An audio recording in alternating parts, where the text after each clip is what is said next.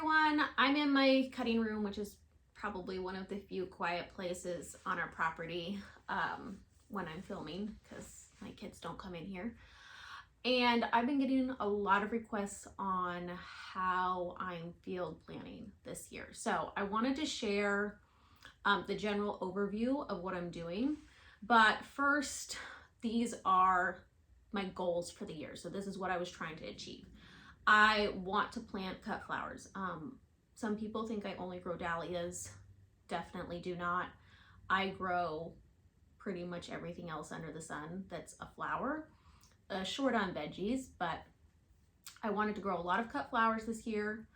I wanted to plant an acre is my goal, and that includes the pathway, so it's really half an acre planted. I wanted to have a vegetable garden. I wanted to plant 4,000 dahlia seedlings, which are different than tubers if you're new to dahlias. My goal is 8,000 dahlia tubers / cuttings. So cuttings and tubers I combine in that 8,000 number. And then I wanted specific breeding rows for hybridizing dahlias where I can influence what's being pollinated without having to actually do a lot of hand pollination. And the reason why I don't want to do hand pollination isn't actually because I don't want to do it. I do intend to do it on some level, but I do know that it takes a lot of time to do it correctly and actually get results. And time is something that I am short on every day. We homeschool our kids and we all just have to make it work. So efficiency, workflow are things that are always in my brain. I'm always thinking about it in terms of how I farm to maximize how much I can get done in a certain amount of time to make my field the most efficient possible with getting the results that I wanted, but also being aesthetic. The other thing that I wanted to do this year, which sounds easier than it actually is, it's actually a little bit more tricky to do, and I think any farmer who's listening to this will know what I'm talking about, is I wanted to find a way to improve the soil with cover crops while still utilizing that, while not having two separate fields. The problem with cover crops is there are so many good things. Like, they are an amazing way to improve your soil, but you have to be able to terminate them at the right time. And if you don't, you just have a weed. That's basically what you have. In fact, a slight horror story, I have a friend who bought a 40-acre farm relatively locally, and the previous owners had cover cropped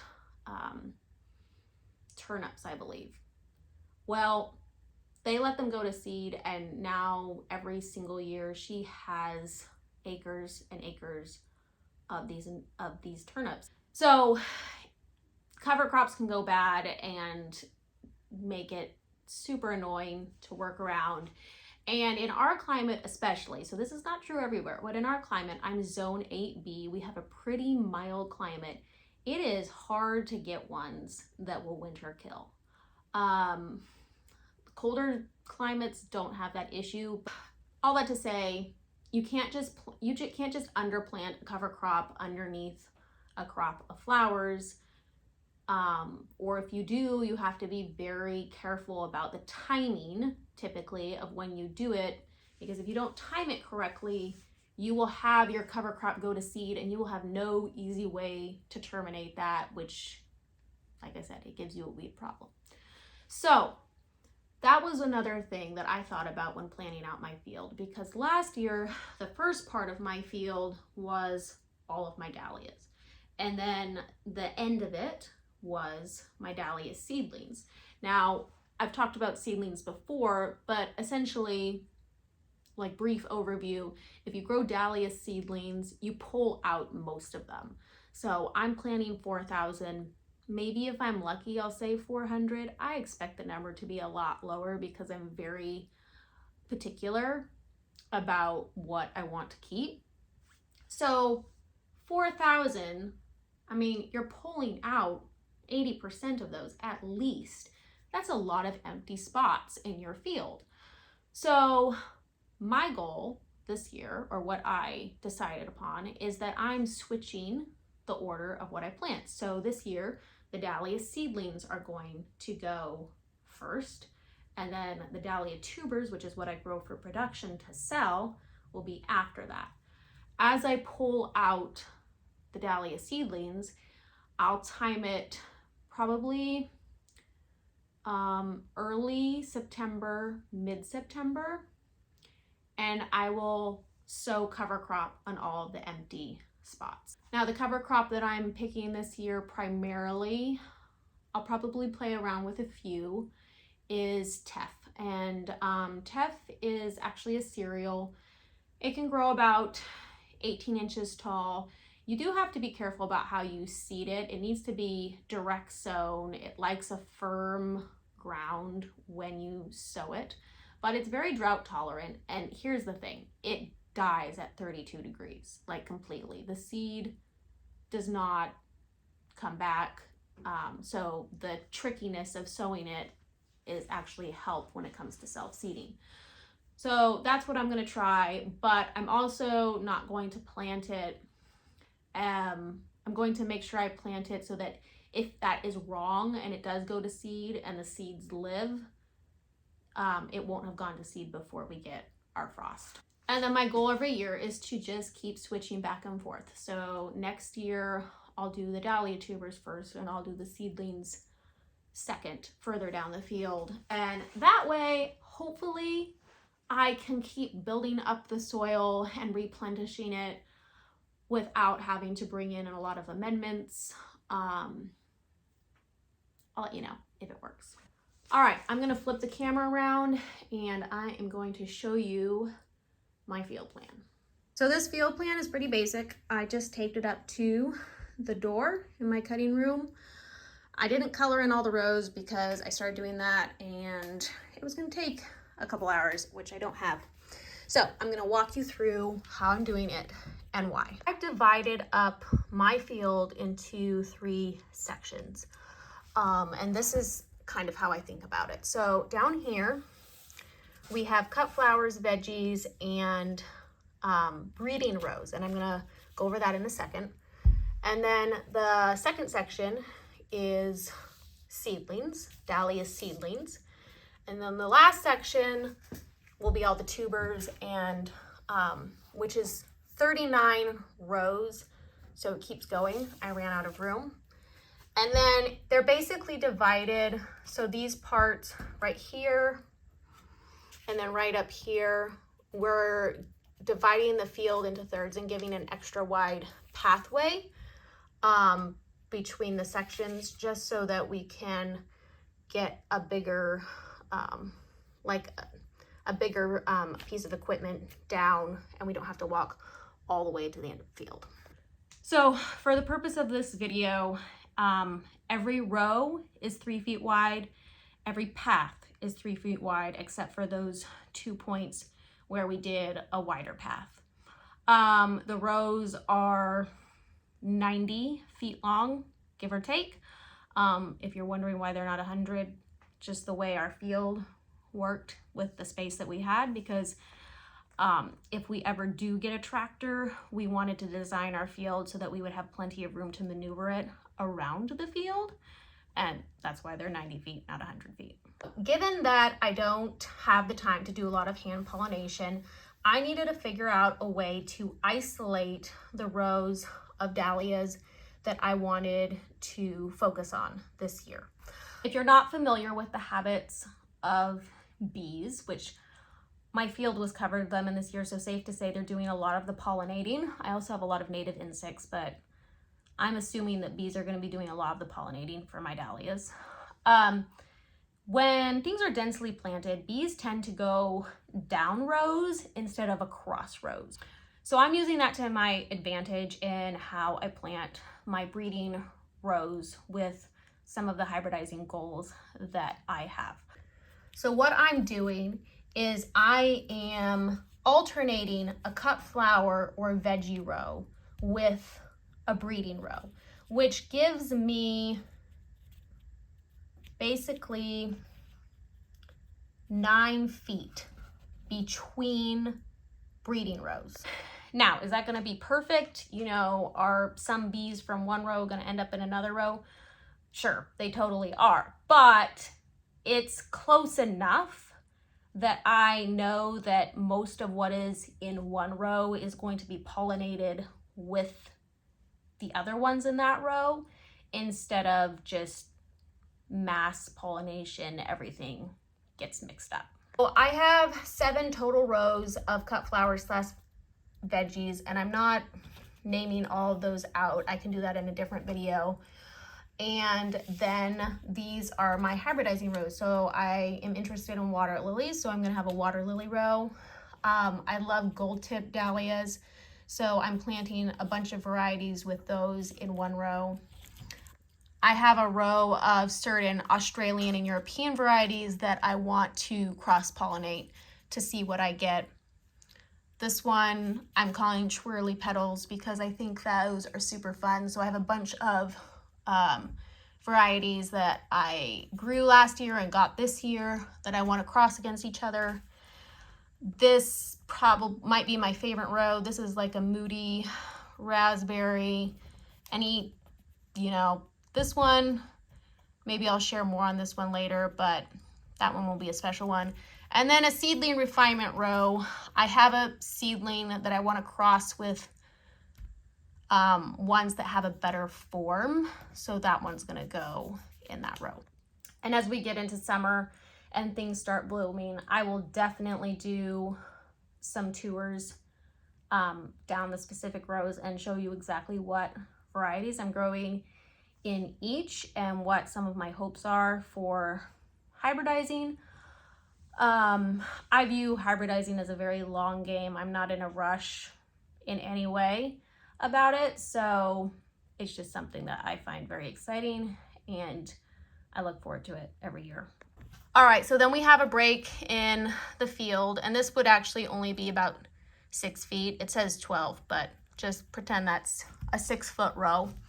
And then we move on to 2 rows of second year seedlings. So these were first year seedlings last year, and I'll be dividing those, planting those in 2 rows. Probably half of those will get thrown out this year, given how picky I am about them, but that's that one. And then we move on to 3rd and 4th year seedlings, which are ones I'm still evaluating, but have obviously passed a few years, and I'm starting to think about maybe getting some tuber production out of those. The standard for in the ADS is to grow out a seedling for 3 years before you can or you should release it. Obviously some people do whatever they want, but I think that those standards are pretty important. There's a lot of hybridizers who wait 3, 4, 5, 6, 7 years before releasing anything. I have no particular timeline, but I know for sure nothing of mine will ever be released before 3 years of growing it out. Knowing me, it's probably gonna be longer than that. So after these seedlings, then we move on to the first year seedlings. And this year, like I said, I'm planting 4,000 first year seedlings. I'm doing 500 per row because I plant these a lot closer together. So I transplant my first year seedlings into 4-inch pots. And then typically, I sometimes just will plant the seedlings straight into the ground, but typically I plant them in the 4-inch pots, which allows me to plant them about 4 inches apart. And as I said earlier, I aggressively go through and rogue through those, which means they get pulled out and they get composted. Pretty much as soon as they bloom, I can tell if I want to keep it or not. So I already have a bunch starting, and I'm starting about 800 a week at this point. So typically I'll see blooms from those starting early August, and I'll just go through and like throw them out as they bloom if I don't want to keep it. Planting that close together works because they're not all growing to maturity that close together. The ones that are good end up with a lot more room and nutrients and water, and I'm not wasting water and nutrients on plants that I have no intention of keeping. That might not be the way someone does it if they're just gardening for pleasure, but as a farm, any plant that I choose to keep in my field is a plant that I'm taking care of. So if I don't intend to keep it long term, it's a lot more beneficial to my time and resources if it gets thrown out early rather than waiting. And then I always get questions on why not just leave them for the bees. I plant a lot of other stuff for the bees. So this is just my field plan, but I have multiple cottage gardens, wildflower fields, pollinator fields that I plant and I leave as is for the insects and the bees. So when it comes to my actual farm, there are certain things that I have to prioritize because it's a farm, it's a business, it's not for just me. But insects and bees and pollination and just organic and regenerative practices are extremely important to me. So I make sure that I give up other areas on my property for those insects so that they can have what they need.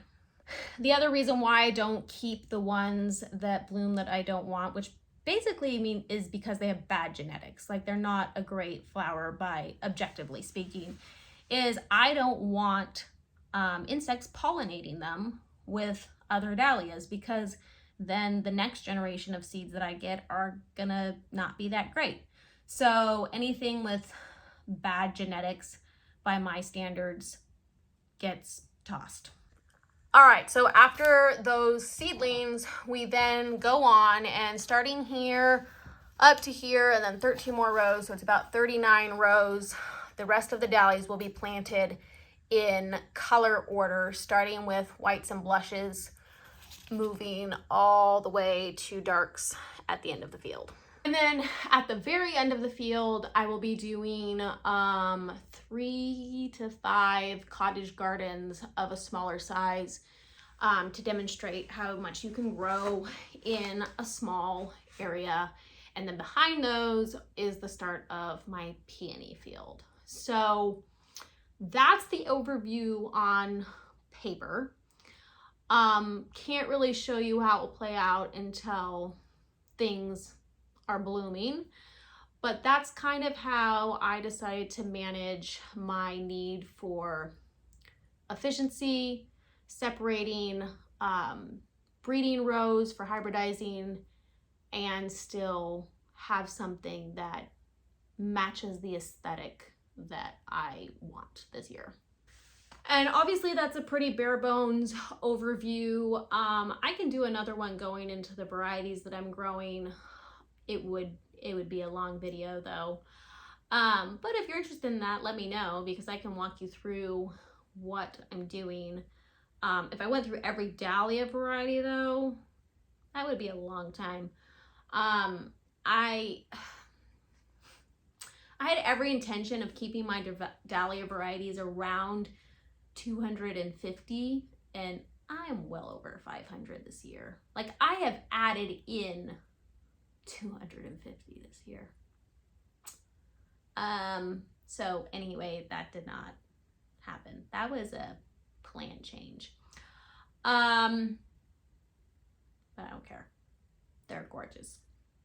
So currently I'm working on propagating dahlias for my field. I do this with dahlia cuttings. I do this every year for myself because it helps me get more of certain rare varieties and make sure I don't lose them.